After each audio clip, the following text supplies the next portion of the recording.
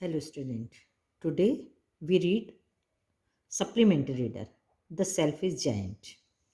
Selfish का मतलब होता है जो व्यक्ति अपने बारे में ही सोचता है, सिर्फ अपने बारे में सोचता है और बाकी लोगों की कोई उसे चिंता नहीं रहती। जायंट मतलब होता है एक दैत्य या दानव जो बहुत बड़ा होता है। Every afternoon as they were coming from school, the children used to go and play in the giant's garden. School से आने के बाद बच्चे हर दोपहर को जायंट के गार्डन में खेलते थे. It was a large lovely garden with soft green grass. Here, there, over the grass stood beautiful flowers like stars, and there were 12 peach trees that in the springtime broke out into delicate blossom of pink and pearl and in the autumn bore rich fruits.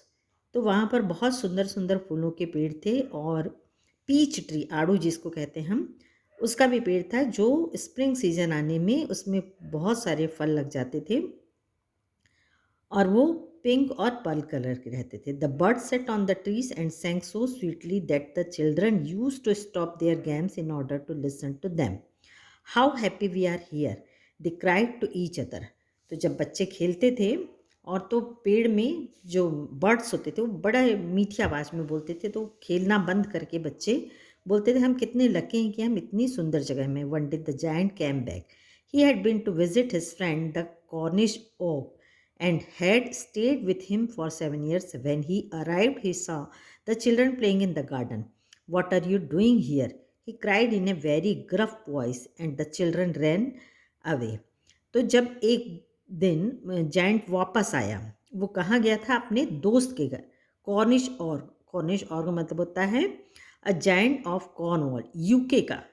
और मतलब होता है एक जो legend या फेरी stories होती है, परियों की कथा होती है, उसमें एक और बोला जाता है जो कि स्केलेटन आप जैसा बोल सकते हैं, जिसको कंकाल जो होता है, वो उसका दोस्त था. उसके घर वो घूमने गया था और जब वो 7 साल बाद वापस आता है तो देखता है कि उसका जो गार्डन है वो बच्चों के खेलने की जगह बन गई. तो ग्रब मतलब वो रफ आवाज़ में बोलता है कि चिल्लाता है बच्चों के ऊपर कि ये तुम यहाँ से भागो, ये तुम्हारा नहीं है, ये मेरा गार्डन है.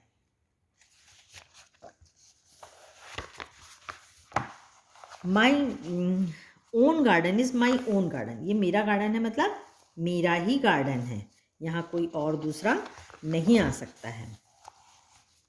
Set the giant. Anyone can understand that I will allow nobody to play in it but myself. So he built a high wall all around it and put up a notice board.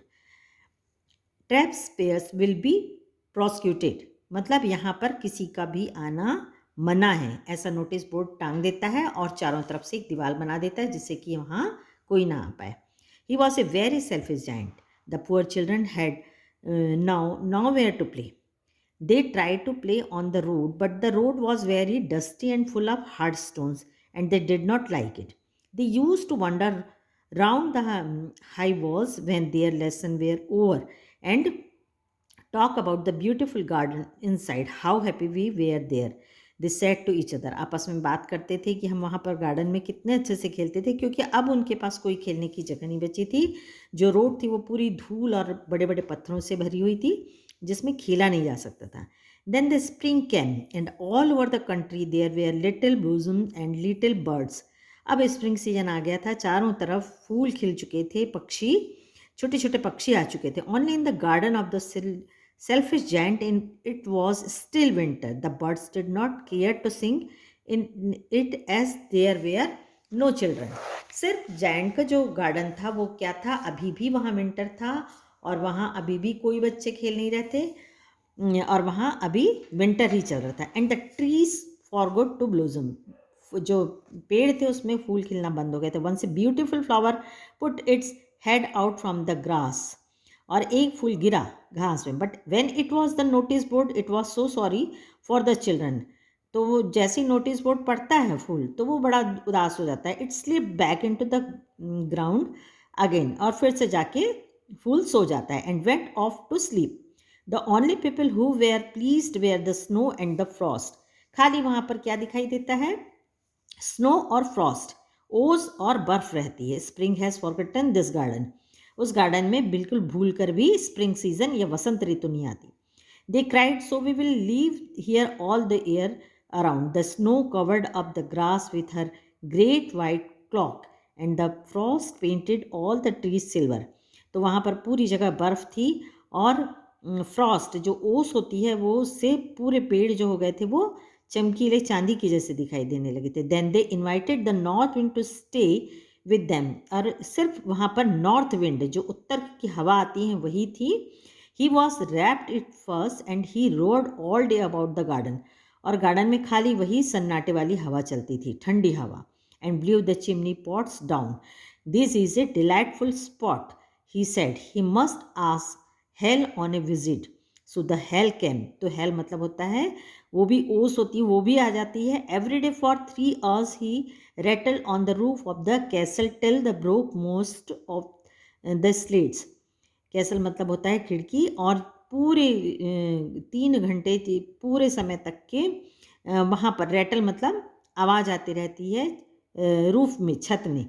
सिर्फ किसकी आवाज़ आती है? Snow की, north wind की और hail की। And then he ran round and round the garden as fast as he could go. He was dressed in grey and his breath was like ice. और वहाँ पर खाली हवा की आवाज़ आती है और बर्फ ढकी रहती है। I can not understand why the spring is so late in coming, said the selfish giant as he sat at the window and looked out at his cold white garden. I hope there will be a change in the weather. वो selfish giant सोचता है कि सब जगह spring आ गई लेकिन मेरे यहाँ स्प्रिंग क्यों नहीं आई। But the spring never came nor the summer. The autumn gave golden fruit to every garden. ना तो गर्मी आती है, समर आती है, और ना स्प्रिंग आती है। ऑटम के सीजन में बाकी जगह, हर जगह दूसरे गार्डन में गोल्डन फ्रूट से बाग भर चुके थे। But to the giant's garden she gave none. He is too selfish, she said. So it was always winter there and the north wind and the hail and the frost and the snow dance about through the trees. वो selfish था इसलिए वहाँ पर सिर्फ कौन रहता था? Winter का सीजन रहता था। नॉर्थ विंड, हेल और फॉस्ट और स्नो ही खाली वहाँ पर पेड़ों में रहते थे। One morning in the giant was lying awake in bed when he heard some lovely music. एक दिन जब वो बिस्तर से उठता है तो उसको बड़ी मीठी आवाज़ सुनाई देती है। It sounded so sweet to his ears that he thought it must be king's musician passing by. वो सोचता है कि हो सकता है यहाँ राजा के जो म्यूजिशियन है वो यहाँ से गुजर रहे होंगे गाते हुए। It was really only a little Lynette singing outside his window. लेकिन वो कौन रहती है? एक छोटी सी लिनेट बर्ड रहती है जो गाते रहती है उसकी खिड़की के बाहर। But it was so long since he had heard a bird singing in his garden that it seem to him to be the most beautiful music in the world. उसको लगता है कि कितनी सुरीली आवाज़ है, दुनिया की सबसे खूबसूरत म्यूजिक यही है। Then the hail stop dancing over his head. अब हेल का नाचना बंद हो जाता है। एंड द नॉर्थ विंड केस डोरिंग। और नॉर्थ विंड अब रोअर नहीं करता, आवाज़ नहीं करता है। And a delicious perfume came to him through the open casement. और खिड़की से बहुत ही